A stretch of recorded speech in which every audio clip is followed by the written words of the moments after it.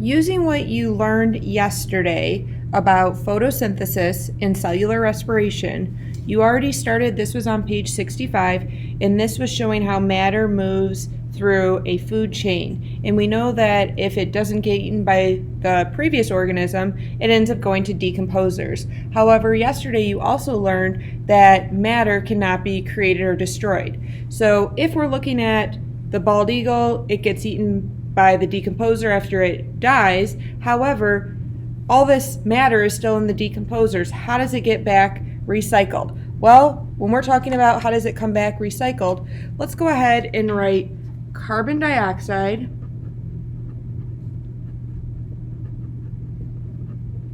and then water. So when we're talking about carbon dioxide and water, and you should be adding this to yours, we're talking about carbon dioxide and water. You should be able to click, if you are face to face, you should have this in the very front of your notebook. Otherwise, I've included a PDF that you can go ahead and click on it in this assignment so you can look at it. So if we're talking about decomposers, well, if we're looking back at our scientific findings, we know that all these decomposers end up, we can have some proof that they end up eating dead or decaying things, because it says right here, decomposers get food by consuming dead animals and plants. For example, scientists have shown that compost piles are full of many kinds of bacteria that break down organisms and release heat. So right there is proof that dead plants and organisms get eaten by decomposers. It's not just Miss Smidra making it up. So what happens to get them to carbon dioxide and water? That's what we're trying to figure out. Well, if we're talking about, let's just say, producers, well, if we're going back to photosynthesis, we know that that's when they take in, if we're looking right here at letter E, this shows, it says, plants conduct photosynthesis to make their own food. When they do this, they use carbon dioxide and water as a source of matter they need to make sugars. And remember, another name for sugars was glucose. Plants that live on land and plants that live on land get water from the soil and carbon dioxide from the air. So right there, it's showing us that they get carbon dioxide and water. So I'm going to draw an arrow where that's that matter going in, and I'm going to label this photosynthesis,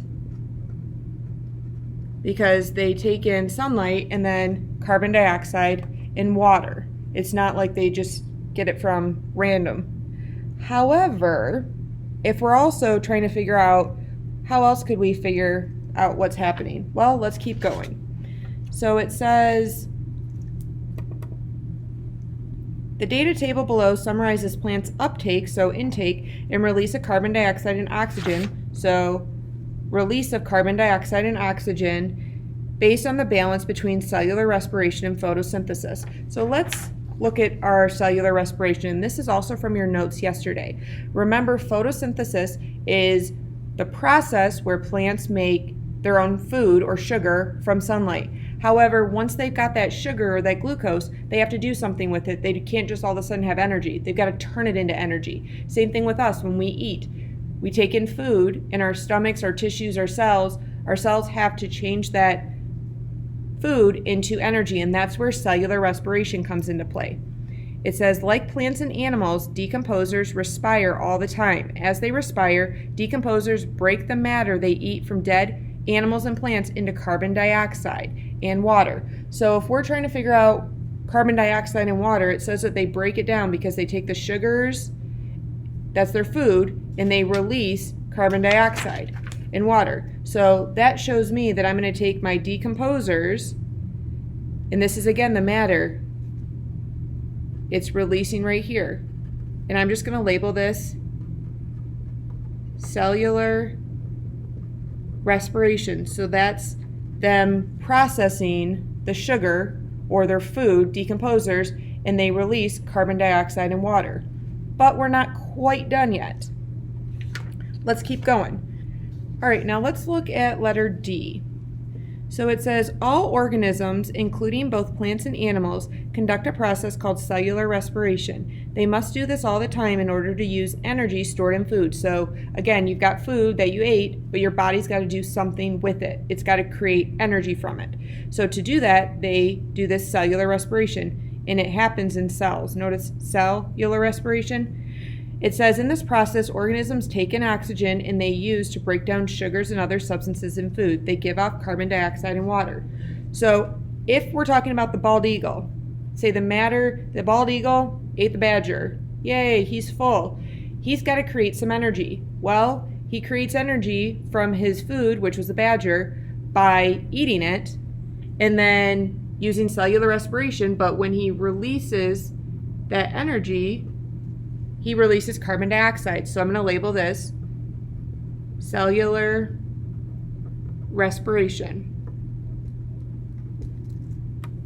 But it's not just the bald eagle that matter moved from the badger to the bald eagle, and then when the bald eagle turned it into energy, he released carbon dioxide, so it goes back into carbon dioxide and water. The same thing happens with the badger, because he eats too. And I'm just going to abbreviate this CR just because I'm a little short on space. Same thing happens with the snowshoe hare. When he eats, he gets food, however, he's got to turn into energy. That's cellular respiration. But when he turns into energy, he releases carbon dioxide and water. So I'm going to draw an arrow. Cellular respiration. What about grasses? Well, grasses are plants. They may take in carbon dioxide from the grass, but when we're talking about, this is from photosynthesis, but then after they eat, they also release out carbon dioxide and water. And that's, if you're looking at our diagram from yesterday, they release it out after they process their own food. So this again is cellular respiration. And you'll notice that these kind of go right in order. They're all a cycle.